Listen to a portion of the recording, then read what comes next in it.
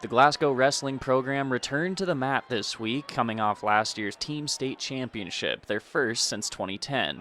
The Scotties returned 3 individual state champions from that team.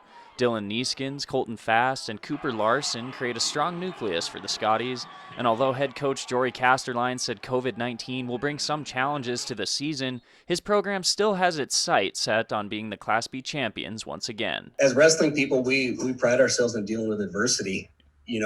That's one thing that we talk about with our kids all the time, and that's kind of how life goes. Life isn't fair, and that's kind of how we're approaching this right now. However, with no competition until after the new year, Glasgow is really focusing on basics for now. We're taking an approach where this first 2 weeks we're just kind of treating it as a preseason a little bit. We're focusing on some technique, obviously conditioning, but we're keeping it light, we're keeping it fun. After that, Glasgow has a relatively full schedule planned, and Casterline thinks his squad can be ready by the time state rolls around. I look at this schedule and it really reminds me a lot of back when we were a Class A school, and back in the 80s, early 90s, when you did have a lot of duels and there weren't a lot of tournaments. So other than you're not going to get the 45 some matches that some guys might see, or 50 matches in a year. Reporting from Great Falls, Isaiah Dunk, MTN Sports.